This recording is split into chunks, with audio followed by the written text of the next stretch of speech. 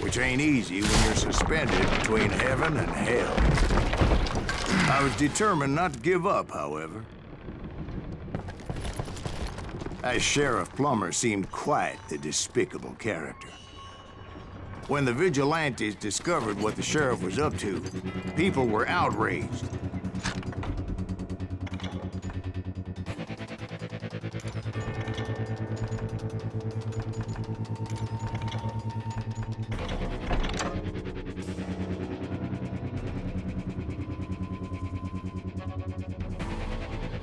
That 10,000 they put on his head would go a long way to helping me find old Bob. And I had made it my mission to settle that score come hell or high water.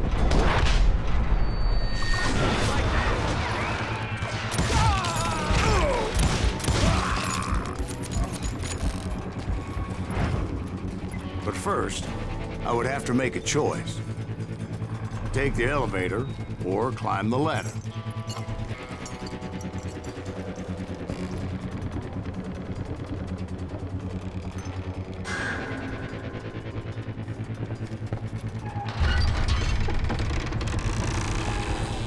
I picked the more convenient and more dangerous route.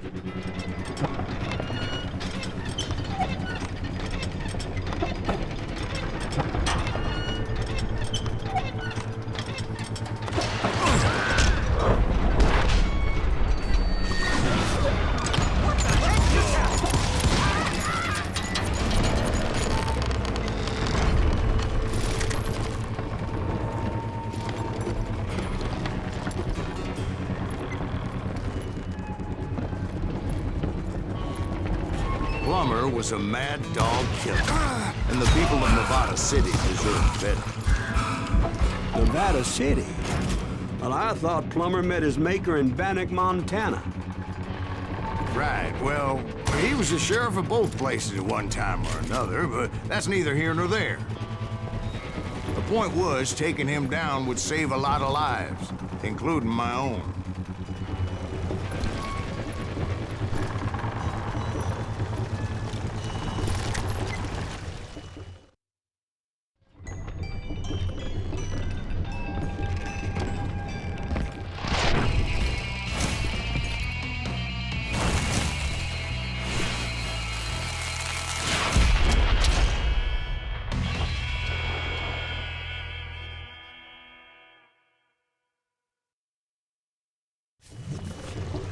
Catch this, you son of a bitch! This day is just getting worse and worse for you.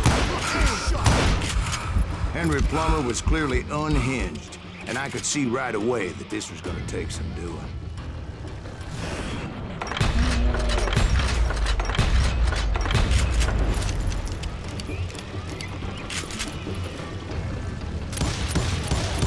No blood money for you today!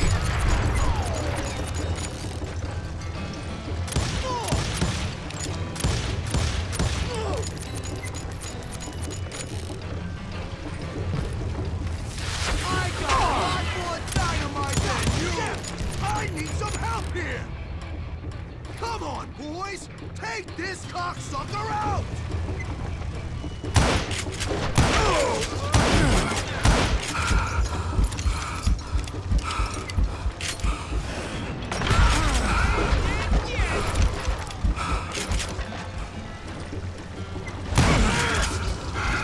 Sorry, son of a bitch!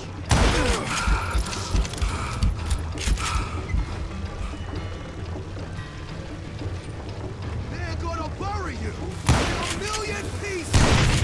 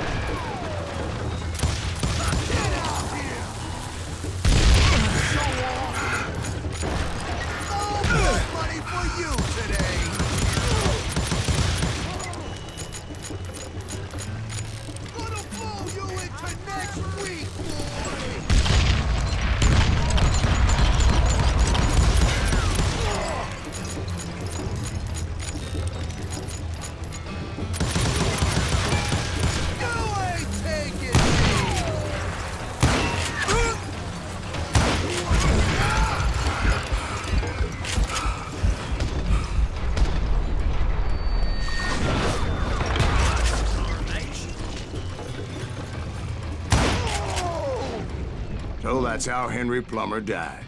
Him and his crew were worth their weight in gold. And now, I was officially a bounty hunter.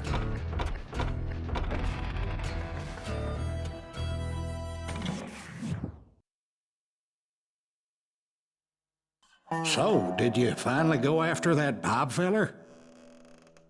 Well, I heard word he was in Kansas with John Wesley Hardin. So that's where I went. Where in Kansas? Abilene. Why do you ask, Ben? No reason. Was Hardin as fast as Ringo? Ringo was fast, but John Wesley was as fast as the devil himself.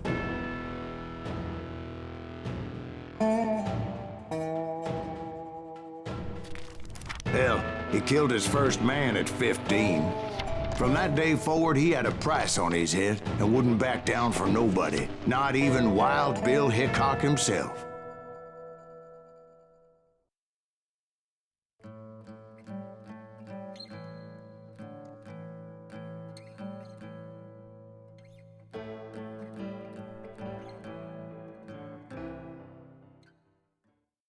I dodged death many a time, and that night in Abilene was no different.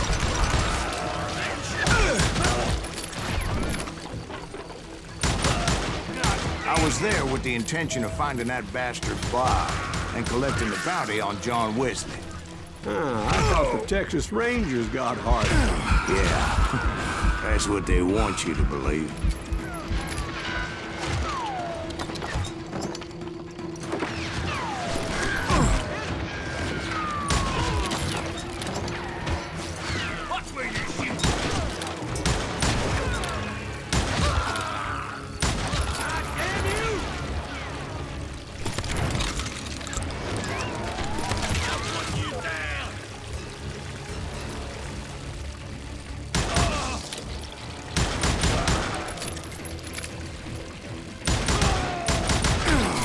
It was cold in a witch's tit and a brass bra that night as I fought my way past his loyal compadres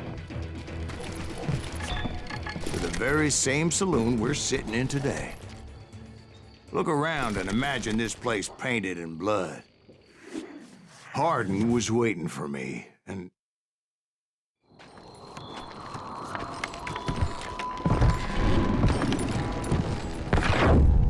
wait, I'm jumping the gun here. Let me back up and give you some background on this sumbitch. He deserves that much. Don't you think so, Ben? John Wesley Hardin was a killer. By the end, he confessed to taking the lives of 42 men. Fathers and husbands, brothers and sons, men with families who cared about them. He was a bona fide folk hero by then, and had amassed a gang of armed miscreants and other assorted thugs.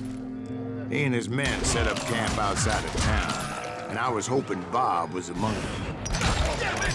Shoot that son of a bitch! They didn't ask why I was there.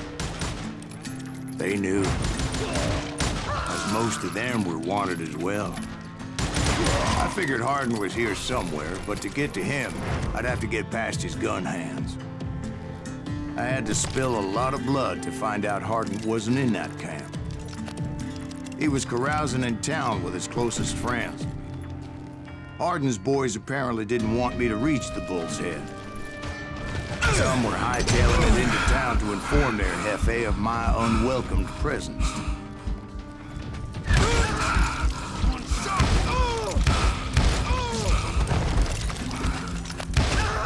Tell Hardin someone's coming for him! Stop that sumbitch! Let the boys know we got another law dog. Asshole just killed Red? I wondered if Bob was among them.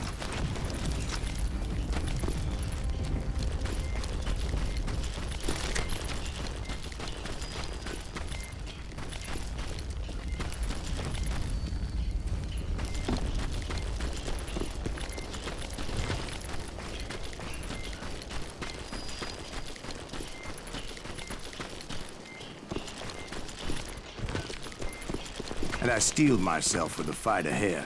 For as good as I was, deep down I wondered if John Wesley wasn't just a little bit better.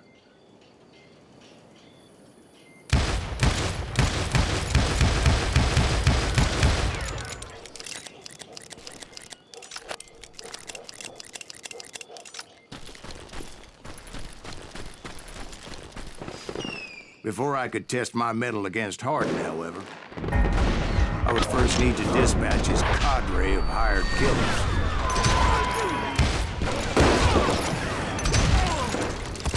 Most of these degenerates were beyond redemption, but John Wesley might have been a different story.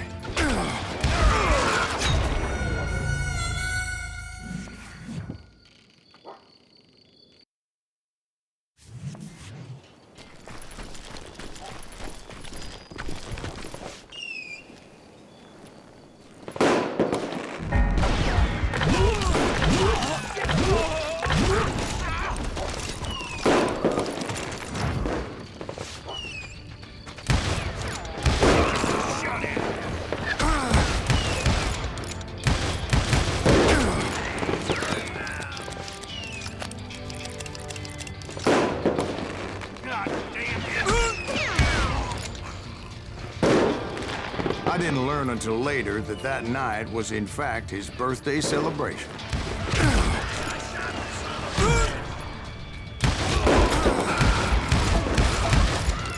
God damn you!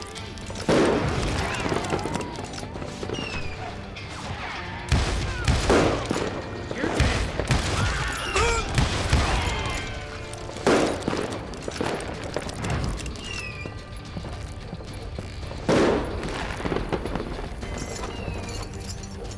Watch where you shoot!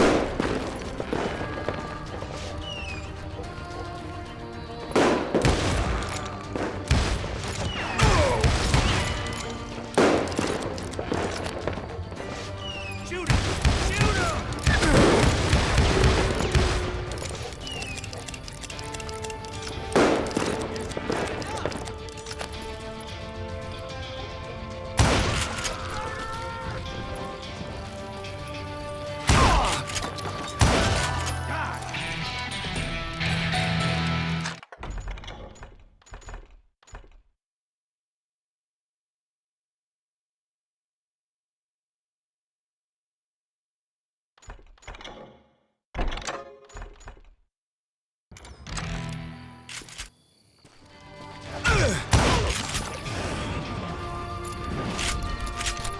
I think I already mentioned that I found Hardin in this very saloon.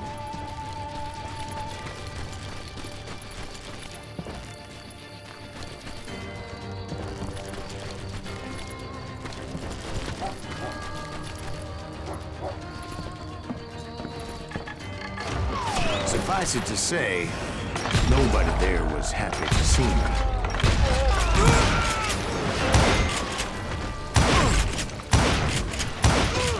In fact, I felt a certain hostility.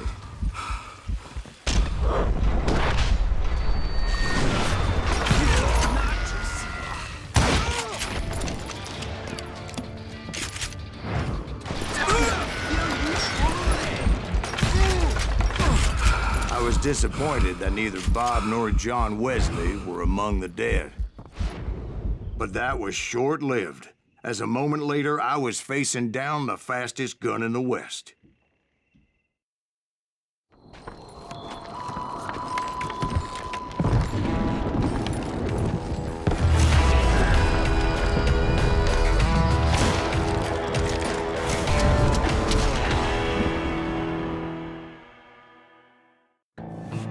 I felt a bolt of adrenaline, or maybe that was fear.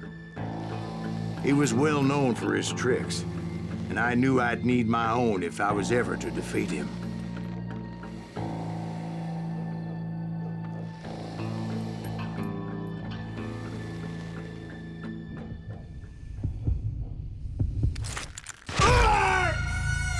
No, wait! He didn't hit me then. I'm sure of it.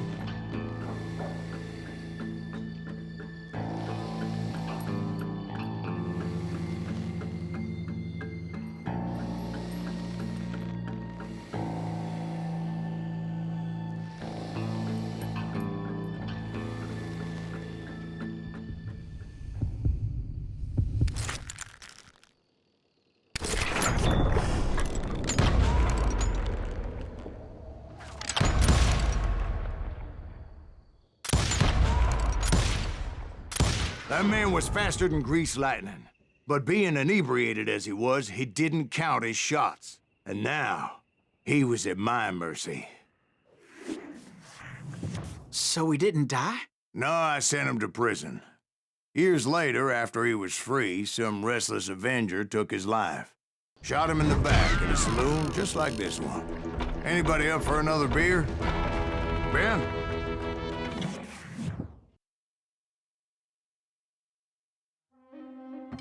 Thank you, darling. Yeah, some say revenge is a dish best served cold. So whatever happened to that Bob guy you were after? Personally, I'd like to hear some of your other adventures. Like, I don't know, did you ever go toe-to-toe with a red man?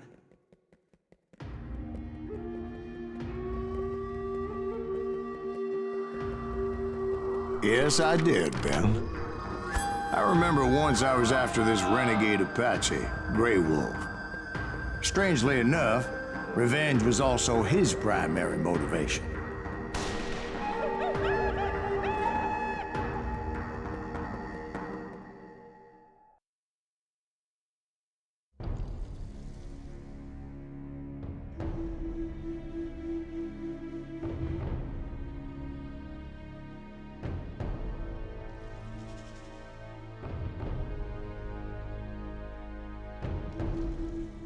A bounty was put on Grey Wolf's head, and that's how I came to hunt him in the mountains. Mountains so high they tickled the nether regions of heaven.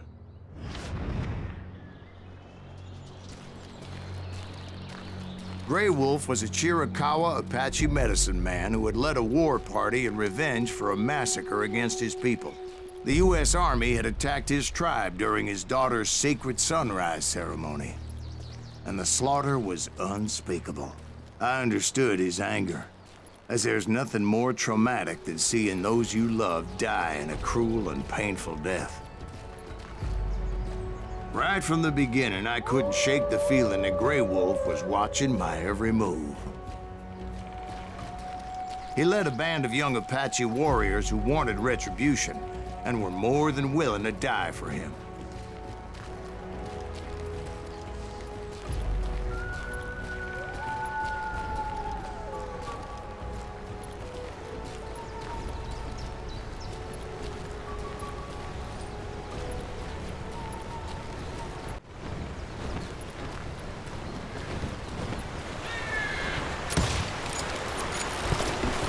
They saw me before I saw them.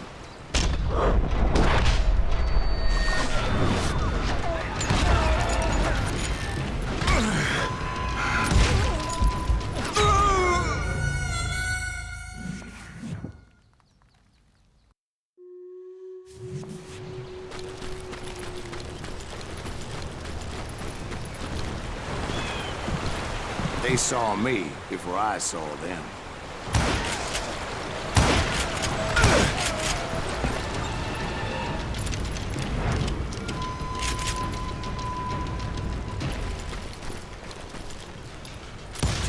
And it crossed my mind that maybe this wasn't such a good idea. But now that the shooting had started, there was no backing down.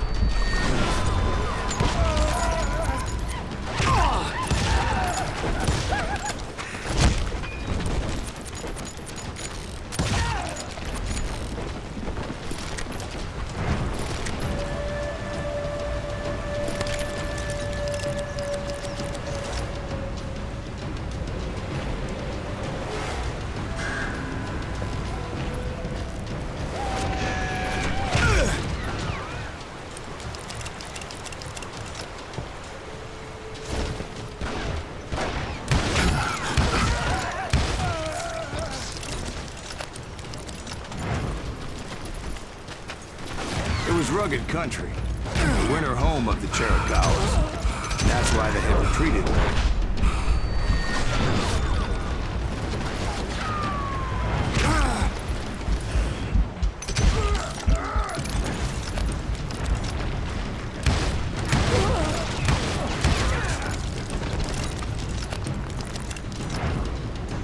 I admit to having some regrets about going after them the way I did.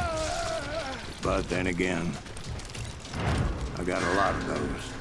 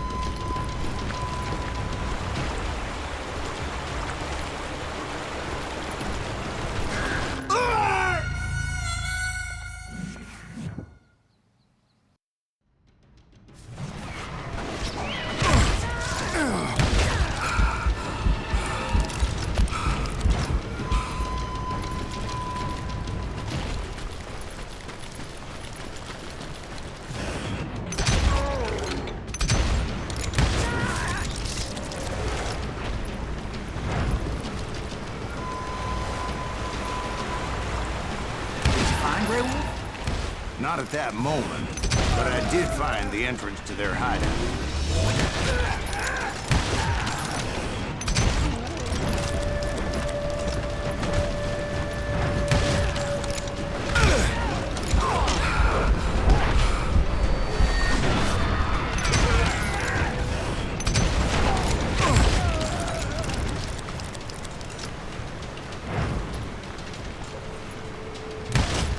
Deep crevice that led to a deeper cave. Don't tell me you went in there. Yeah, but it's not out of bravery so much as pure, angry cussedness.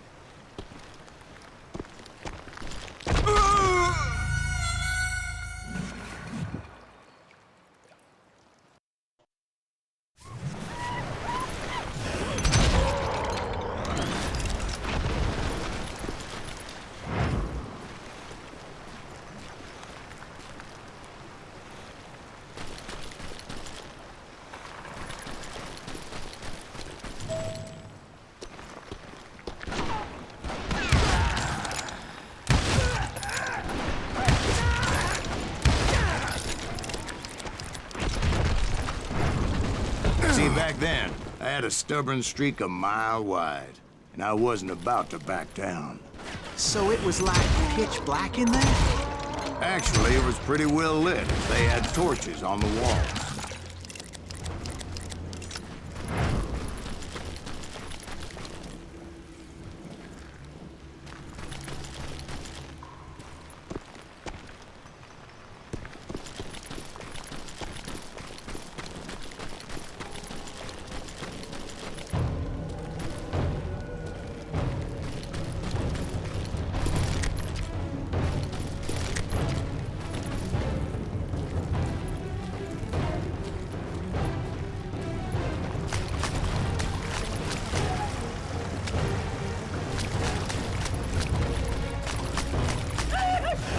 How big was his cave?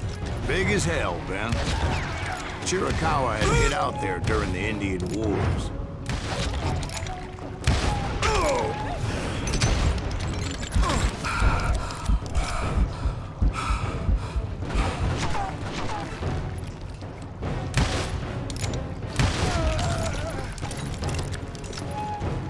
They thought it was haunted with the ghosts of those murdered by the horse soldiers.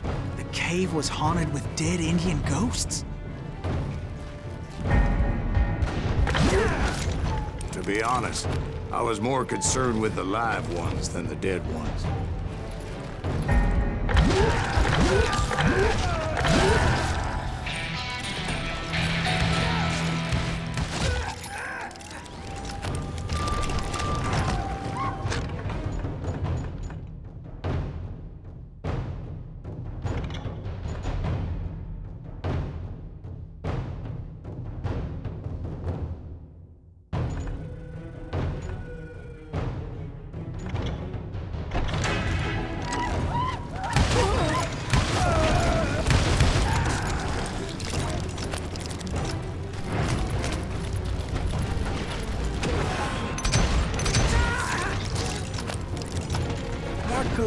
so much about engines? A few years back, I was married to two Mescalero women.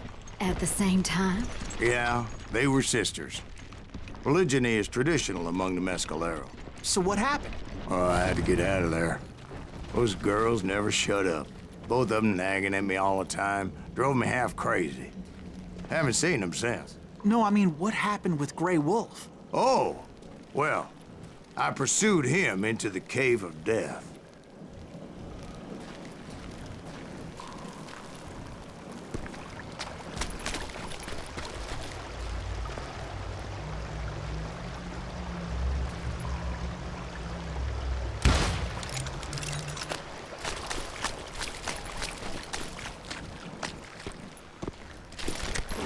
I came upon this flooded grotto, and that's when I saw him.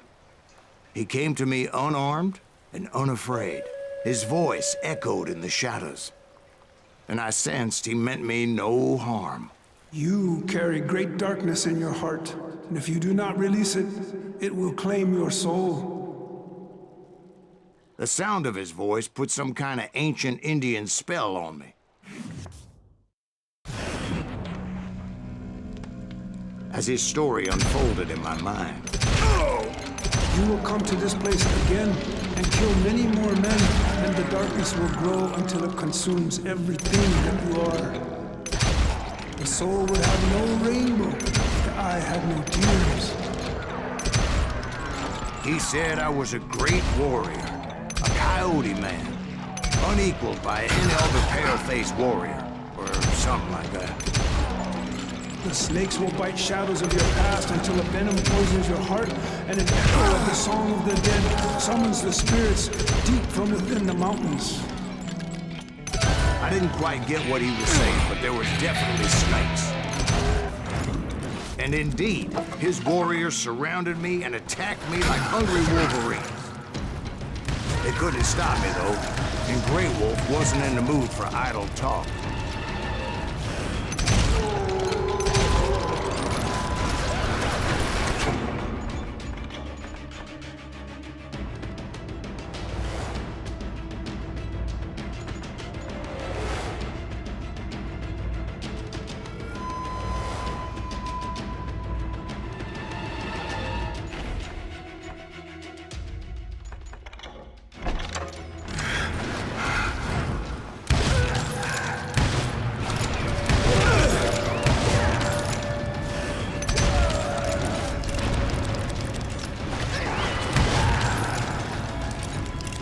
I swear I couldn't see any way out of this trap.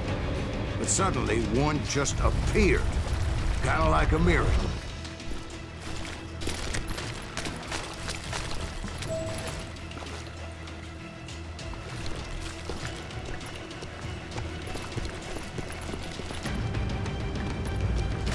I felt like I would be lost in that damn cave forever. Finally, I found myself back outside, perched on the edge of a precipice, overlooking a thundering white-water river. To get where I was going required several leaps of faith, but no way in hell I was turning back. I chased after him, determined to make him explain the meaning of all that mumbo-jumbo. Mumbo-jumbo is right. Are you making this all up as you go? A few details may be fuzzy, brother, but I am relating exactly what happened. There were dozens of Apache warriors aiming at me from on high. Dozens? Well, maybe not dozens, but there was a lot of them. At least 3 or 4. Well, more than that, little lady. I had a steep climb up creek ahead of me and scrambled up those rocks like a mountain goat. I was determined to locate Grey Wolf and find out exactly what the hell he was trying to tell me.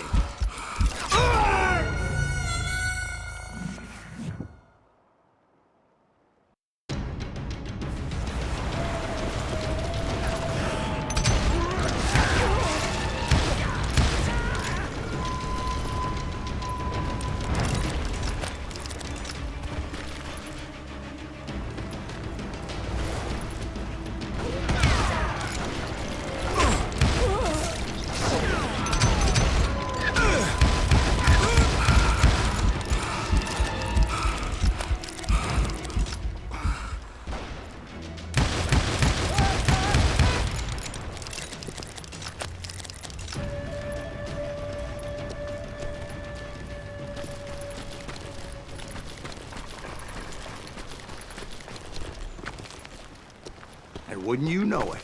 That crafty son of a bitch led me right into a trap. What kind of trap? Well, son, there had to be at least 100 Apaches surrounding me. 100? God be my witness. Oh, come on. Who you kidding? Hey, I believe you. Come on, tell us how it ended. All right, but I'm not gonna drag this out. Where were we? You were surrounded by 100 Apache warriors. Well, I didn't take the time to count them exactly, but there were a lot of them.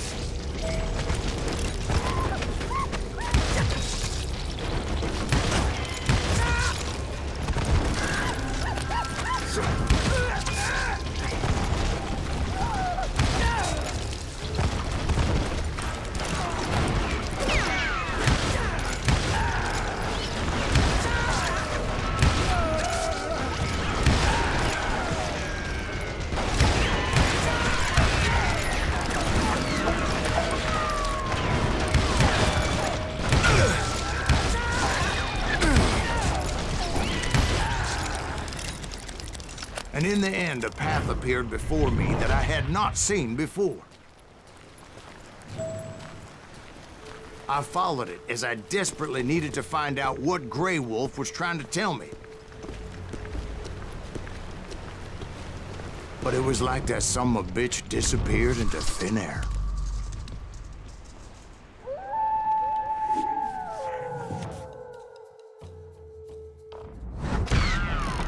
Never did find him. And never did collect my goddamn bounty. Thank you, darling. It's interesting how the truth can sometimes seem, might malleable, depending upon your point of view. Like how those dime novels make you out to be something you're not? Jack, don't be starting trouble. No, he's right. They do tend to exaggerate. Did they exaggerate your part in taking down the Daltons? Well, I was there in the flesh, boy, so I saw what happened firsthand.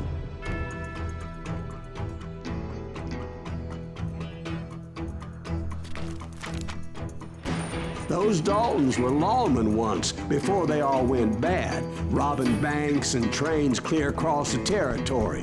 Until Coffeeville, of course. I was one of the citizens who took up arms that day. Fighting on the side of the riot? I did my best, sir. We all did.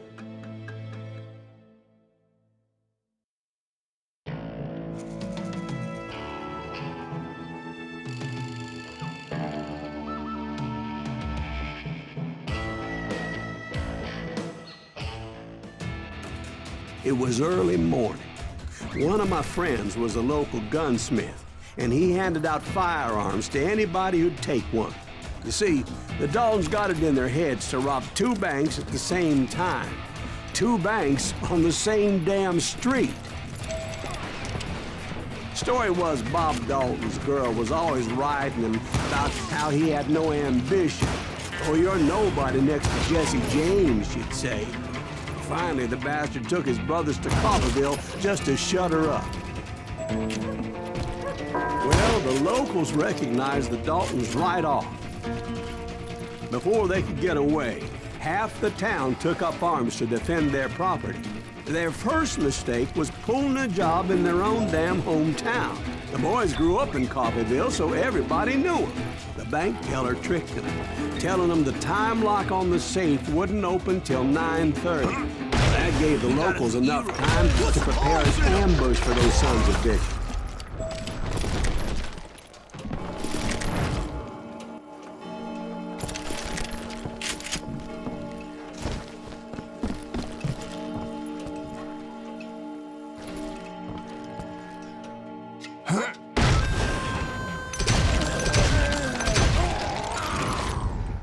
The brothers paid dearly for their stupidity, but everybody knows they had it coming. There's more to it than that. I read all about that day, so I know for a fact that it went down very differently. First of all, it was high noon. A posse of U.S. deputy marshals were on the rooftop across the street. Get ready, boys. They're gonna make a move. The lawmen had been tracking the Daltons for months. Now they finally had him dead to rights. Among them was a bounty hunter feared by many a lawbreaker. This man had no intention of letting the Daltons slip away.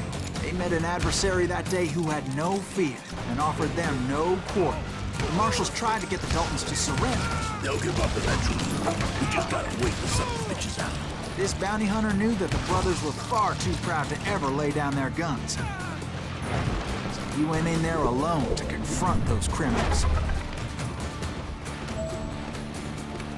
One of the marshals shouted, "Where are you going? Are you crazy?" Hey, where do you think you're going, dumbass? That rifle's mine. He paid him no mind. He saw a way to get around to the back of the bank.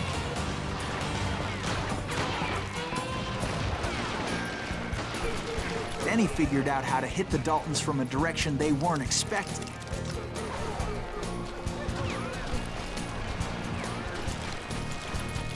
From above. Fortunately, a water tower was right there.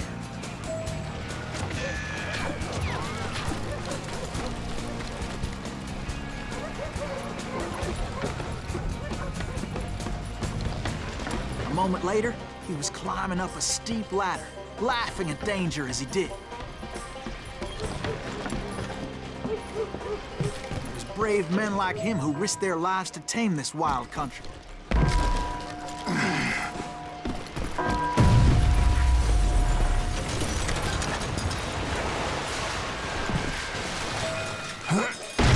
We've got company. Heroic men like him, who did what other men couldn't or wouldn't to make this country free. Is that Silas Jim Reeves? Boone, Son of a bitch! died defending the Alamo.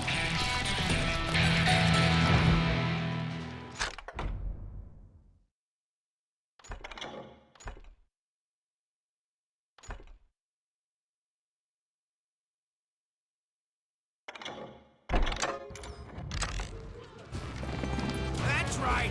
Run!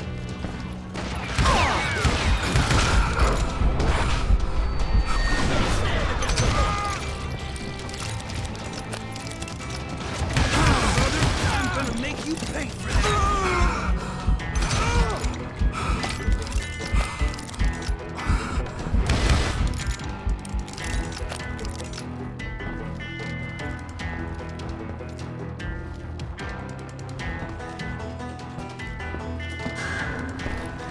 Over there!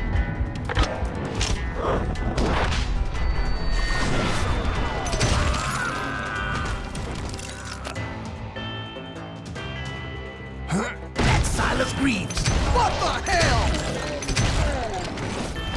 Blam! Blam! He came away victorious, taking down those thieving Daltons.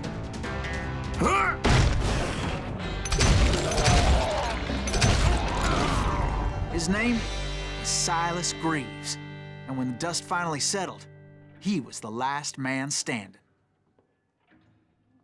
Sorry, kid, but that just wasn't the way it happened.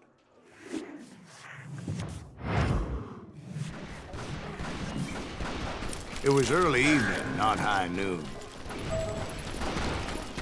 I'm ending you. Daltons blew up a safe, and were all set to hightail it out of there. I was late to the party, and Coffeyville was already up in arms. Those pathetic deputies surrounding the bank were dropping like flies.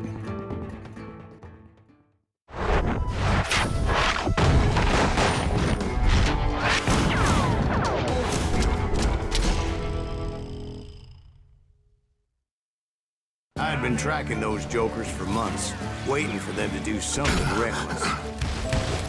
There he is. Finally, they did. Those stupid bastards decided to rob two banks at the same time in the same town where everybody knew them. But they still had friends in Coffeyville.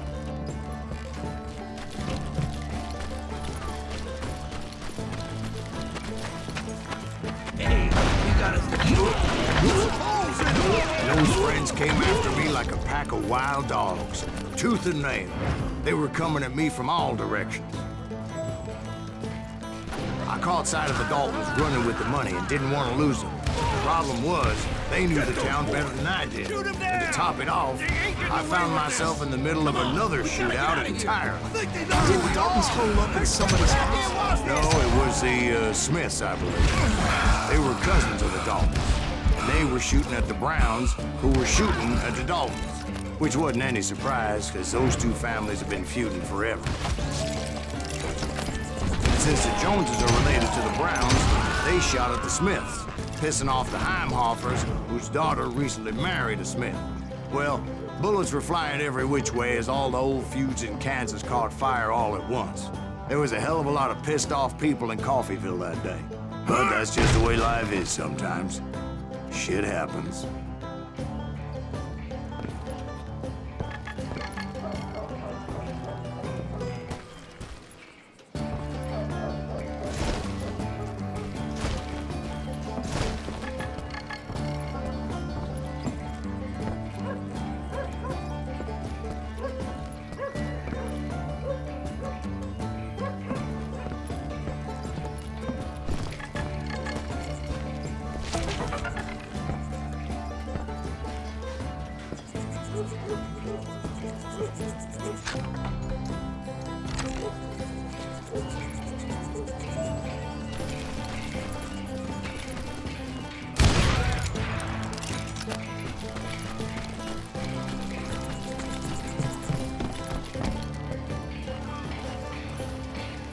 The Dalton boys knew I would never give up. Those Daltons weren't the sharpest knives in the drawer, but they always stood together. They set a trap to slow me down and allow at least two of them to escape. The third brother stayed behind to plant me, just in case that trap of theirs didn't work.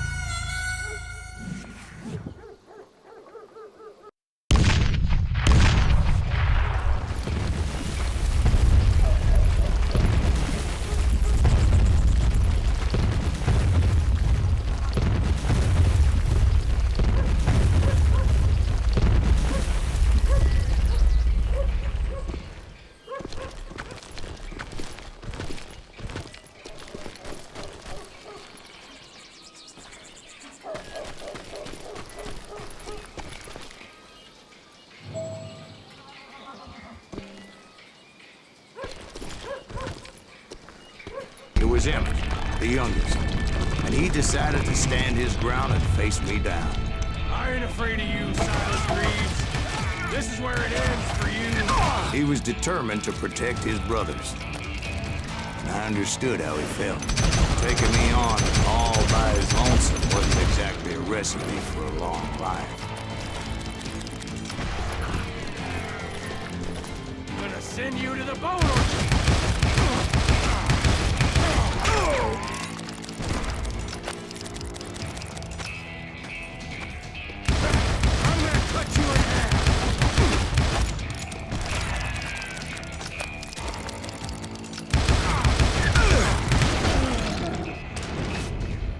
But Emmett Dalton survived the robbery in Coffeyville.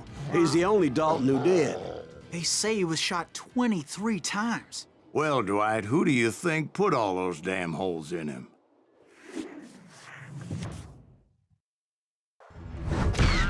But I have to admit, that boy had grit.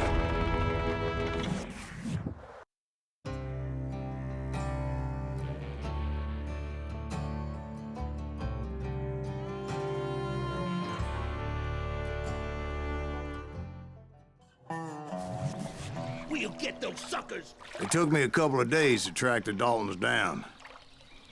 They can't get away with this! And in that time, a whole posse of local vigilantes offered to lend a hand. We'll track him to the ends of the earth. They seemed as determined as me to find those outlaws.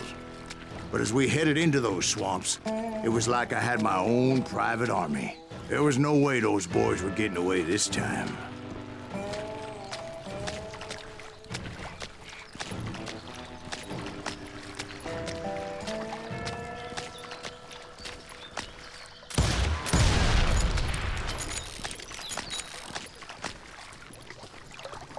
It was early fall, right?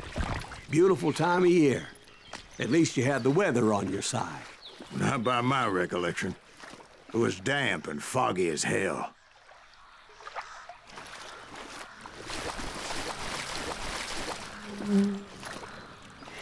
It was tough to stay on a true course, so we kept an eye out for landmarks.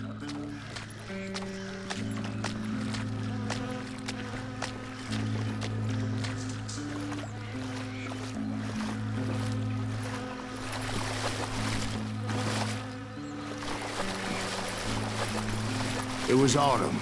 The maple trees were in full color, red as blood.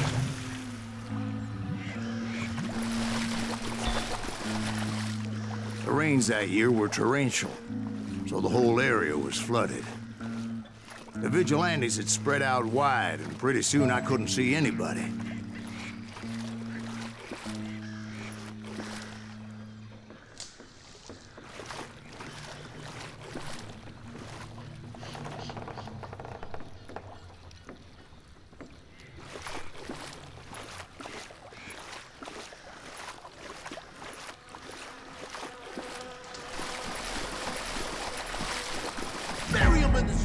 Plant them where they stand! Except for some bitches ahead of me wanting to do me harm. So I had to face them alone. I wondered why my compatriots didn't come running when they heard the shots.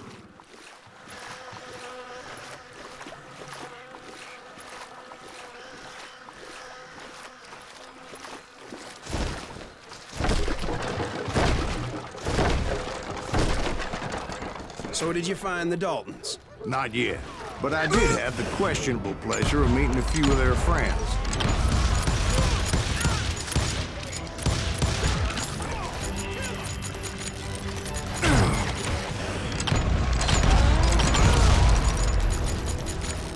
The boys had established quite a reputation by that time, so they attracted all manner of riffraff to their cause.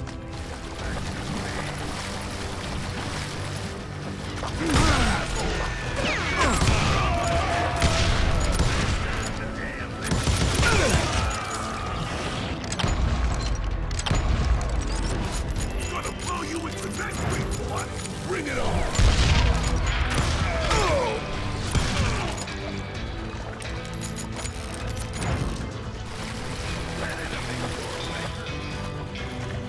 Point being, I was under serious attack, and my reinforcements was nowhere to be seen.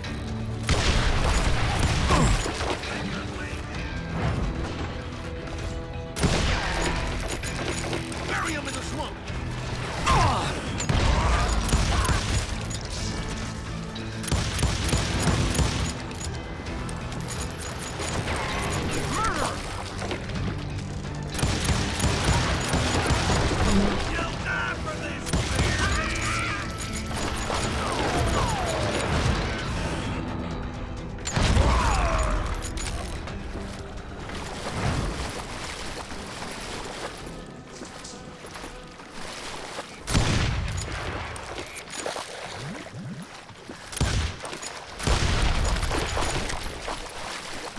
But luckily, a barn materialized as if right before my eyes. I scrambled up top to get a better view.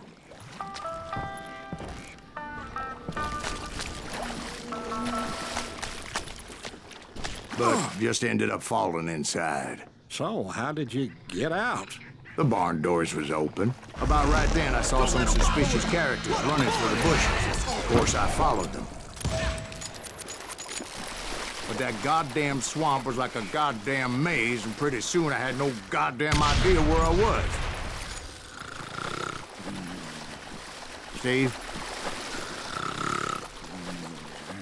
Steve? Steve? Huh? Oh, no, I'm listening. Indians surrounded me from all sides.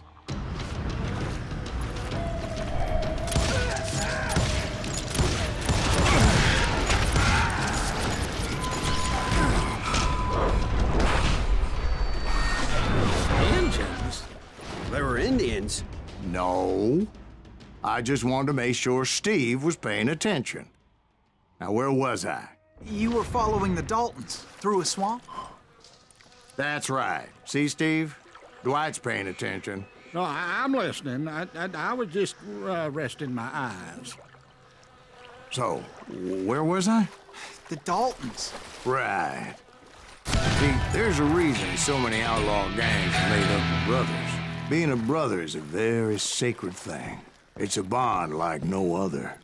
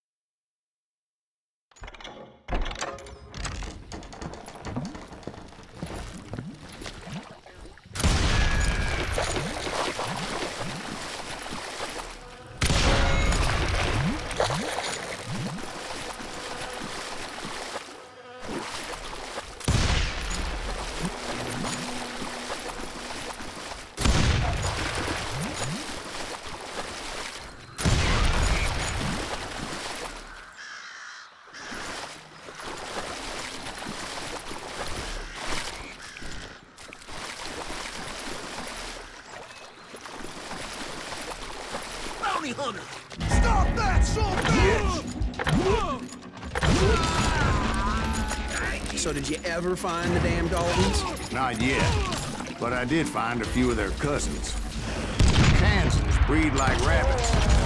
Or Smiths or Heimhoffers or who knows what. But hell, what's more important than family? I bet Ben knows what I'm talking about.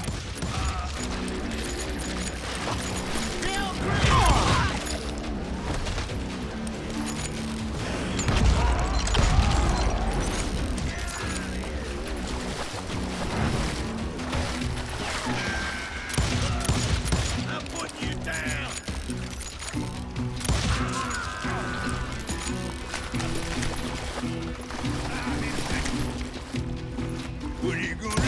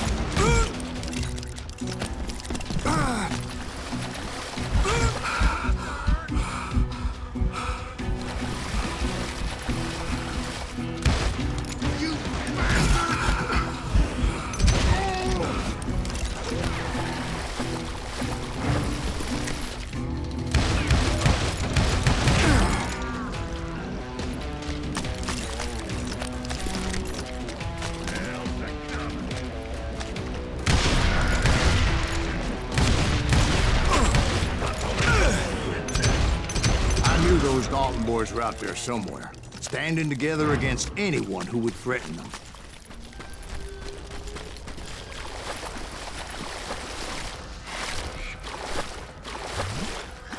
And that's when I saw it. A goddamn steamboat. A steamboat in a swamp? Yeah, Steve, but this wasn't much more than a wreck, really. But how'd a damn steamboat end up in the swamps? Guess it floated off during the flood of '89. Now, was it a stern wheeler or a side wheeler? What? Does that really make a difference, Steve? It was a steamboat with a goddamn army on board. It was in that a fusillade of bullets come raining down from on high, and those vigilantes who accompanied me weren't anywhere to be found. But among those men that were shooting at me, I thought I saw some familiar faces.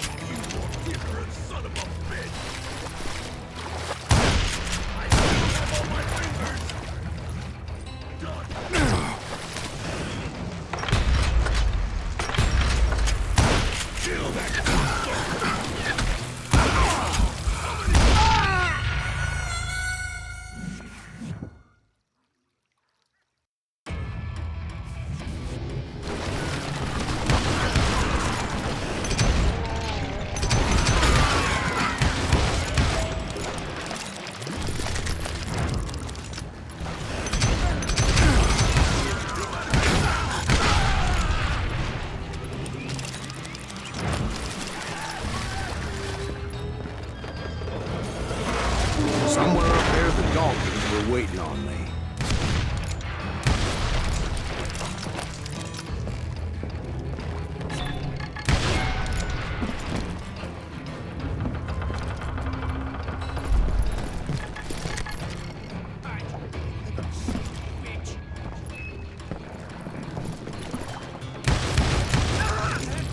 Just kill Red?